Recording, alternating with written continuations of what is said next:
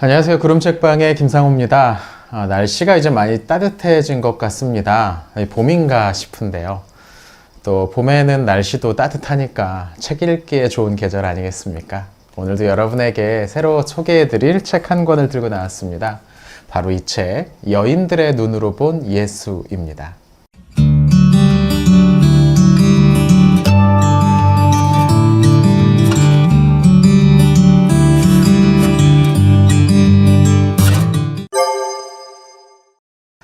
일단 제목을 보면 여인들의 눈으로 본 예수니까 뭔가 여성주의적 관점으로 본 성경 읽기 뭐 이런 걸 떠올리실 수도 있을 것 같습니다. 물론 성경을 읽는 우리가 다양한 배경을 지닌 실제 사람들이니까 다양한 관점으로 성경을 바라보는 건 자연스러운 일일 겁니다. 다만 어떤 목적성이 좀 지나쳐서 현대적 관점의 왜곡 같은 것들이 좀 들어가는 건 우려스럽죠. 실제로 몇몇 여성주의 신학자들은 성부, 성자라는 용어에 너무 지나치게 집착해서 이게 왜 남성으로만 표기되냐, 하나님이 남성이 아니지 않느냐 하면서 문제를 제기하시기도 하니까요. 근데 사실 이제 그런 게 본질은 아닌데 말이죠. 역사적 관점이나 정경적 관점에서도 뭐 그런 주장은 반론의 여지가 좀 많긴 합니다. 근데 이 책은 그런 책은 아닙니다. 여성주의적 관점에서 성경을 뭐 다시 읽어내야 된다 뭐 그런 말이 아니라 이미 우리가 가지고 있는 성경, 특히 그 중에서도 복음서에는 여성들의 증언, 목소리가 많이 담겨 있다. 그 부분에 집중해서 복음서를 새롭게 한번 읽어보자 뭐 그런 취지인 거죠. 그리고 이제 이 책에서도 자주 언급이 되는데요. 이 책의 저자인 레베카 맥클러플린은 아마도 그 리처드 보컴이 쓴 예수와 그 목격자들이라는 책에서 많은 영감을 받은 것 같습니다. 우리나라에도 번역되어 있는데 저도 예전에 읽었는데 그 책이 찾아보니까 900페이지 가까이 돼요. 꽤 두껍죠. 근데 저도 예전에 읽었을 때 그 책 굉장히 좀 인상적으로 봤었습니다. 그 책의 이제 핵심 주제가 뭐냐면 복음서를 다양한 증인들, 목격자들의 증언 모음으로 보는 겁니다. 한때 이 복음서에 관해서 뭔가 이런저런 공동체가 창작해낸 무슨 종교 소설 비슷하게 보는 관점이 유행하기도 했었는데요. 보컴은 이를 조금 다르게 바라봅니다. 복음서 안에 등장하는 다양한 이름들은 실제 목격자들이다. 그들의 증언으로 복음서의 내용이 채워지게 된 거다. 그래서 이제 그들의 이름은 아마 당시 교회에서도 잘 알려진 지도자들이지 않았겠느냐. 또 이름이 알려지지 않은 등장인물은 이름이 알려질 경우 어떤 위험에 처할 수 있기 때문에 익명으로 처리된 목격자들이다. 뭐 이런 내용이에요. 이게 좀 두껍긴 한데 꽤 흥미롭게 읽을 수 있습니다. 아직 안 읽어보신 분들은 그 책도 추천합니다. 그러니까 아무튼 이제 이 책의 저자 역시 그 보컴의 그 주장을 그대로 가져옵니다. 그래서 복음서에 등장하는 다양한 여성들과 관련된 에피소드에 집중을 하죠. 그녀들이 실제로 예수님의 사역의 중요한 증인들이었다는 거예요. 나중에 누군가 창작해낸 인물들이 아니고. 그래서 이런 면에서 이 책은 자유주의적인 관점이 아니라 복음주의적 관점을 가지고 계신 분들도 충분히 권해드릴 수 있는 그런 책입니다. 이 책의 전반적인 내용은 복음서에 나오는 여러 에피소드에 좀 살을 붙이는 그런 식의 구성을 가지고 있습니다. 그래서 그 내용을 전혀 이 책에 나오는 내용을 전혀 몰랐다라는 부분은 별로 없었던 것 같아요. 하지만 이제 이 책을 읽으면서 살짝 새롭게 인식할 수 있었던 건 복음서에 여성 증인들이 참 많았구나 하는 점이었습니다. 우선 가장 먼저 등장하는 여성은 마리아죠. 이 부분에서 저자는 이렇게 말을 합니다. 예수에 관한 좋은 소식을 가장 처음 들은 사람은 어느 시골 마을의 가난한 10대 소녀였다. 이 소녀는 예수라는 이름을 처음으로 들었고 그가 하나님의 아들이라는 걸 처음으로 알았고 자기 아들이 하나님의 영존하시는 죽음을 이기시는 왕이 되리라는 걸 처음으로 알았다. 그렇죠. 예수님이 가지고 오신 좋은 소식을 복음이라고 부른다고 할 때 이 복음에 대해 처음으로 들은 인물이 바로 마리아였습니다. 시골 마을의 가난한 10대 소녀. 누가복음을 보면 마리아와 천사 사이에 있었던 대화 장면이 실려 있는데요. 이 이야기를 누가에게 해줄 수 있었을까요? 마리아 말고는 이 이야기에 대해서 자세히 알 수 있는 사람이 없었겠죠. 그러니까 당연히 마리아의 증언이 그 기록들의 핵심 내용을 구성했을 겁니다. 그러니까 복음서의 첫머리부터 여성 증언자가 있었다는 거죠. 시작뿐 아니라 복음서에 실려있는 예수님의 어린 시절에 관한 대부분의 증언은 아마도 마리아에게서 나왔을 가능성이 높습니다. 태어난 지 8일째 성전에 나가서 속죄제를 드릴 때도 예수님은 마리아 품에 안겨 있었겠죠. 예수님을 향한 예언을 한 안나라는 여성의 말을 귀담아 듣고서 전해준 것도, 예수님이 12살 무렵 성전에 있는 예루살렘을 방문했을 때 일어났던 그 에피소드에서도 마리아가 주도적으로 질문을 하고 또 대답을 듣습니다. 그녀가 간직했던 것들이 복음서에 또 실려 있고요. 또 저자는 복음서의 여성 제자들이 여러 명 등장한다고도 말을 합니다. 저자가 꼽는 대표적인 성경 구절은 누가복음 8장 1절부터 3절에 나오는데요.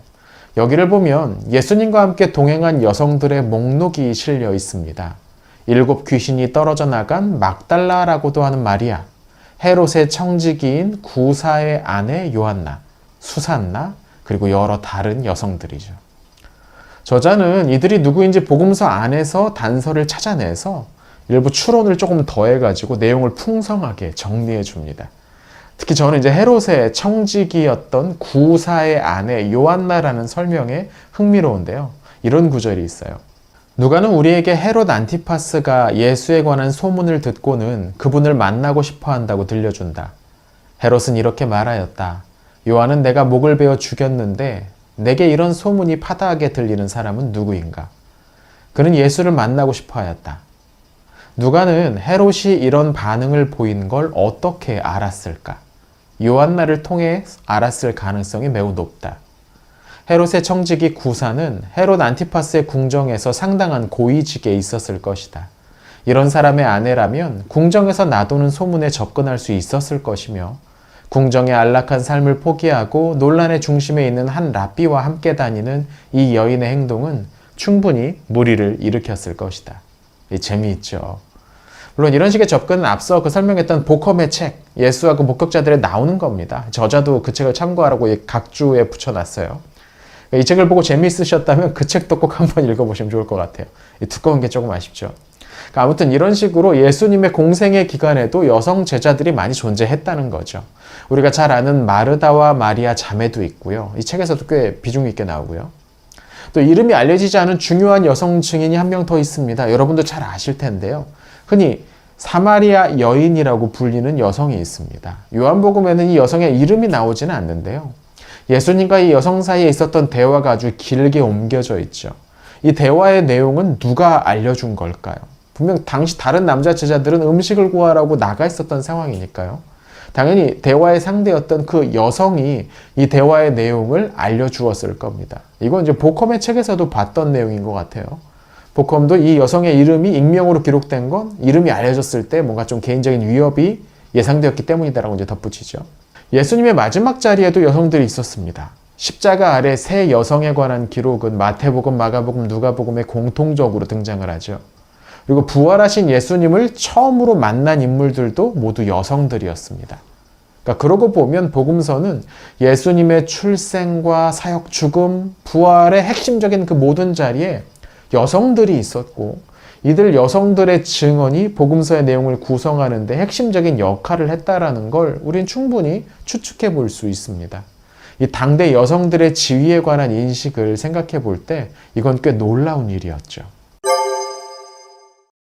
책의 서론부에서 저자는 마리아의 복음서라는 문서에 대해 제법 길게 언급을 합니다.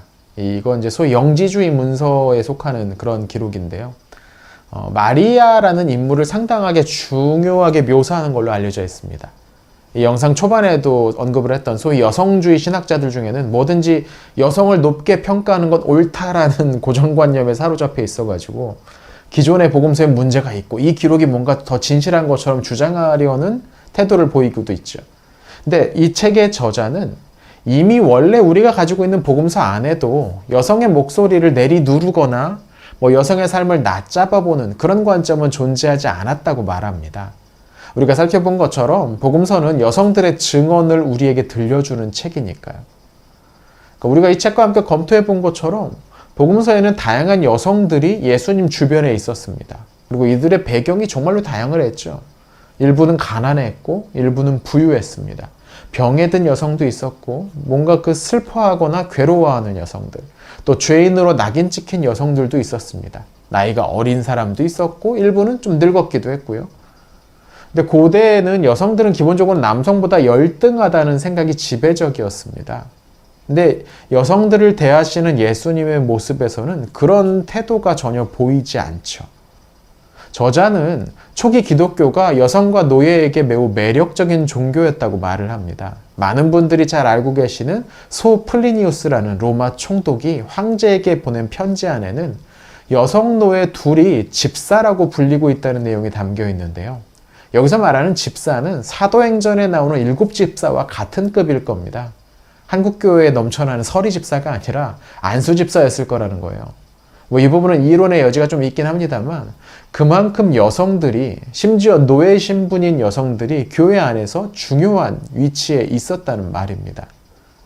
바울이 그리스도 안에는 남자도 여자도, 유대인도 이방인도, 자유인과 노예도 구분이 없다라고 선언했던 건 단지 바울의 개인적인 신념이 아니라 초기 교회 안에 이런 분위기를 그대로 반영한 것이었을 겁니다. 여러 교회들에서 여성들이 꽤 주도적인 역할을 맡았을 거예요. 그러니까 우리가 이 책을 보면서 1세기 복음서에 묘사된 교회는 여성들이 꽤 중요한 역할을 했었겠구나, 여성들이 복음서 안에 자주 등장했구나, 이 정도로만 생각하고 넘어가는 건 약간 손바닥으로 하늘을 가리려는 태도가 아닐까 싶습니다. 복음서의 시대와 오늘 우리의 신앙생활을 하고 있는 오늘 우리의 교회 안의 모습에 차이가 많다면 왜 그렇게 되었는지, 그 이유가 타당하다면 받아들일 수 있는데, 혹 우리에게 문제가 있어서 그렇게 된 건 아닌지 비판적으로 검토해 봐야 될 부분이 아닐까요? 여전히 한국교회 많은 보수적인 성향의 교회들에서는 여성들의 지위를 좀 낮춰보려는 고집을 포기하지 않고 있습니다. 이 문제에 관해서 이야기를 하면 한참 더 얘기를 해야겠지만, 이 사람은 여성이니까 교회에서 이런 지위를 줄 수 없습니다 라는 그 말을 예수님 앞에서 했다면 과연 주님은 좋은 말로 대답을 하셨을까? 저는 조금 회의적입니다. 독사의 자식들까지는 나오지 않으셨을지 모르지만 한숨은 크게 내쉬지 않으셨을까요? 책의 저자가 여성이기 때문에 좀 더 생생하게 표현할 수 있는 부분도 몇 군데 보입니다.